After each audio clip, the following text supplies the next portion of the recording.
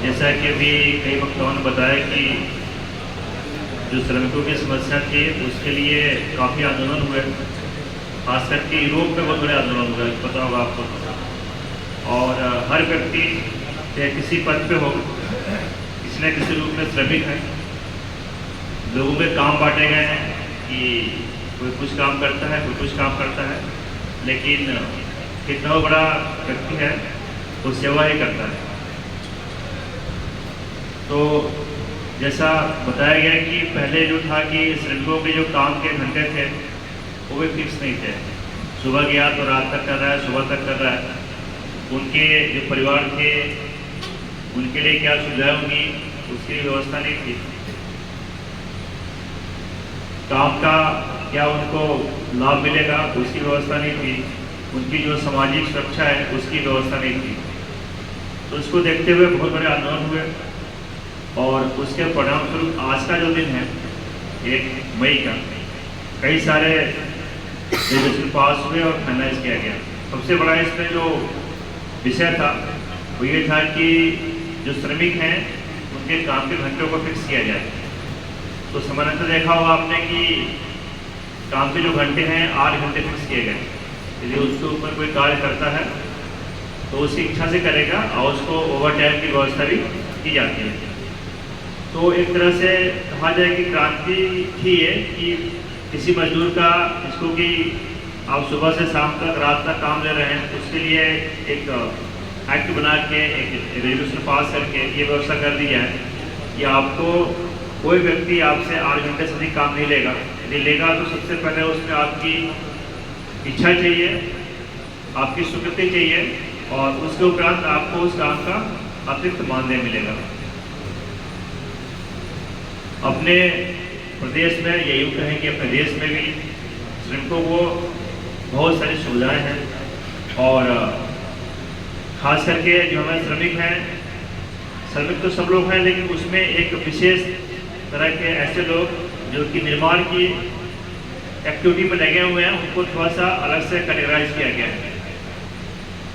तो उनके लिए अलग स्कीम है और जो श्रमिक ऐसे हैं जो इस कैटेगरी में नहीं आते हैं उनके लिए अलग स्कीम है। जहाँ तक मुझे पता है कि एक पोर्टल भी बना है श्रमिक की पोर्टल करके, उसमें आप अपने आप को रजिस्टर करिए और गवर्नमेंट की जो स्कीम्स हैं श्रमिकों के लिए उसको लाभ मिलेगा आपको। लेकिन जब तक आपका रजिस्ट्रेशन नहीं होगा, जब तक आपके पास सर्टिफिकेट नहीं होगा कि आप श्रमिक हैं, तो जैसा आपको पता है कि सरकार की सारी व्यवस्थाएं जो हैं वो डीबीटी के माध्यम से चलती है। जो भी ट्रांजेक्शन होता है, जो भी लेन देन होता है, किसी व्यक्ति के द्वारा न करके सीधे आपके अकाउंट में होता है। इसलिए वहाँ पे आपका रजिस्ट्रेशन होना बहुत ही ज़रूरी है। उत्तर प्रदेश की बात की जाए तो इस क्षेत्र में बहुत ही क्रांतिकारी काम हुए और जैसा आपको पता होगा कि लगभग हर मंडल में एक बहुत ही बड़ा विद्यालय बना जिसको अटल आवासीय विद्यालय नाम दिया गया। और इस विभाग में मैंने भी 1 साल काम किया था जो श्रमिक का बोर्ड है। और जब अटल आवासीय विद्यालय की बात चल रही थी तो हम लोग उसमें जो फाउंडर मेंबर थे उसके रूप में थे। हम लोगों ने प्रपोज किया कैसे बनेगा, क्या उसकी रूपरेखा होगी। और आपको पता है कि लगभग हर मंडल में हमारे पास एक अटल आवासीय विद्यालय है जिसमें कैटेगराइज करके स्पेसिफिक तरीके से जो हमारे श्रमिक हैं उनके बच्चों के लिए व्यवस्था की गई है।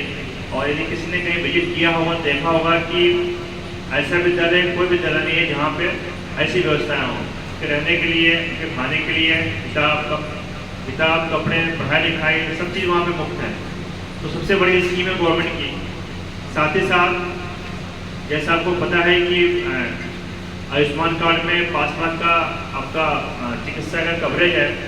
तो ऐसे कई श्रमिक थे जिनका सेक्स सूची में नाम नहीं था और वो लोग आयुष्मान का लाभ नहीं ले पा रहे थे। तो हम लोगों ने प्रयास किया और जहाँ तक मुझे याद है कि 1 मई 2021 को जो भी निर्माण वर्कर हैं, जो रजिस्टर्ड हैं, उनके लिए आयुष्मान की व्यवस्था भी की गई। और यदि आपका वहाँ पर रजिस्ट्रेशन है तो आपको वहाँ से आयुष्मान कार्ड ही बनेगा, चाहे आपका दूसरा आयुष्मान कार्ड बना हो या ना बना हो। श्रमिकों के लिए जन्म से लेके और मृत्यु तक की व्यवस्था है। ऐसे श्रमिक जो किसी कारण से थोड़ा सा दिव्यांग हो जाते हैं, चाहे अस्थायी रूप से चाहे अस्थायी रूप से, उनके लिए पेंशन की व्यवस्था है। ऐसे श्रमिक जो 60 साल के बाद से काम करने के इच्छुक नहीं है, चाहे इतनी उनके अंदर क्षमता नहीं बचती जो काम करें, उनके लिए भी पेंशन की व्यवस्था है। अभी सीडीओ सर ने बताया कि स्किल डेवलपमेंट में काफ़ी स्कोप है कि जो व्यक्ति थोड़ा सा स्किल ले लेता है तो एक तरह से वो स्किल श्रमिक में आता है, और जो उसकी आय का साधन है कई तरीके के हो जाते हैं और अन्य श्रमिकों से उससे ज़्यादा आय प्राप्त होती है। उसके लिए भी व्यवस्थाएं की गई है। इंश्योरेंस की व्यवस्था भी इसमें है। यदि हमारी कोई महिला श्रमिक है और किसी बच्चे को जन्म देती है तो उस बच्चे के लिए भी व्यवस्था है, जो कि अन्य जो मिलता है लाभ उससे अलग है। बच्चों के पढ़ने के लिए जिस श्रमिक का बच्चा 12वीं पढ़ता है या किसी हायर एजुकेशन में जाता है, उसके लिए भी इसमें व्यवस्था की गई है। तो यूँ कहें कि कोई भी ऐसा सामाजिक क्षेत्र नहीं है जो श्रमिकों को छोड़ दिया गया है।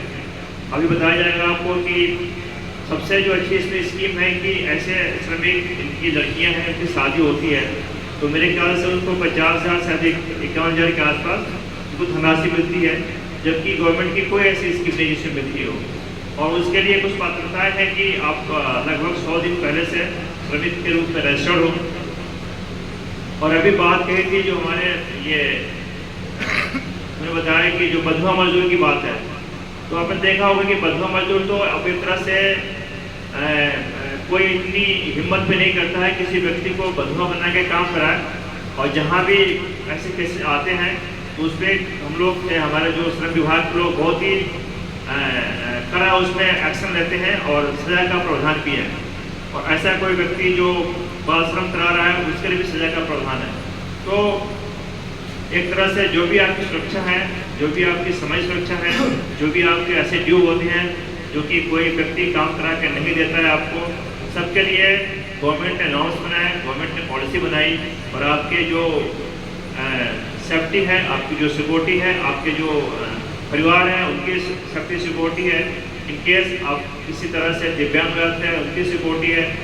आप यदि वृद्ध हो जाते हैं तो उसके लिए भी पेंशन की व्यवस्था है। तो यूँ कहा जाए कि जन्म से लेकर मृत्यु तक सभी चीज़ों को गवर्नमेंट ने जो हमारे श्रमिक बंधु हैं उनको कवर किया है। और अभी जो हमारी यहाँ की सहायक श्रम आयुक्त है, आपको पता है इन्होंने सर्टिफिकेट कुछ हमसे साइन कराए हैं, उसमें मैंने देखा है कि कई लोगों को बहुत सारे लाभ मिले हैं। लेकिन इसके लिए सबसे पहले जरूरी क्या है कि जो हमारी बेसिक पात्रताएं हैं उसको हम पूरा करें। मतलब मेरा ये है कि अब पूरी तरीके से ऑफलाइन मोड खत्म हो गया है तो पूरी तरीके से सब चीज़ें ऑनलाइन मोड में है। तो आपको जो पोर्टल है इनका BOCW का पोर्टल है उस पर जाके, चाहे ई-श्रम का पोर्टल होगा जो गवर्नमेंट ऑफ इंडिया से देखती है, उस पर जाके अपने आप को रजिस्टर करना पड़ेगा। और कुछ फॉर्मेलिटी है, जैसे आपका आधार कार्ड होगा, आपका बैंक अकाउंट होगा और एक सर्टिफिकेट भी आपको देना पड़ेगा। जैसा आप जानते हैं कि पहले श्रमिक ने काम कर दिया तो श्रमिक है कि नहीं है इसके लिए काफ़ी आपको घूमना पड़ता था कि मैं श्रमिक हूँ कि नहीं हूँ।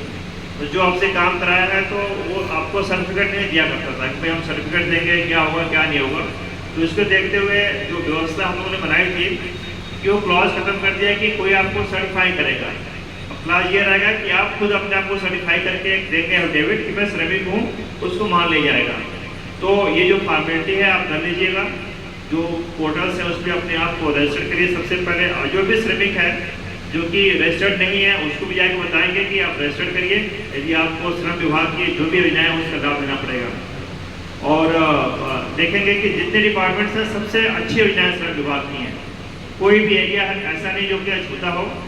तो मुझे पूरी उम्मीद है कि आप लोग ऐसा करेंगे। और आज काफ़ी संख्या में आप लोग इकट्ठा हुए हैं और मुझे पता है कि आप जागरूक व्यक्ति यहाँ के, और जो भी सरकार की योजनाएं हैं, जो भी सरकार के लाभ हैं, जो पात्र व्यक्ति हैं, आप लोग उसको लेंगे भी और जानने का भी प्रयास करेंगे। पुनः एक बार अंतर्राष्ट्रीय श्रमिक दिवस पे आप सभी लोगों को बहुत सारी शुभकामनाएं, बहुत बहुत धन्यवाद।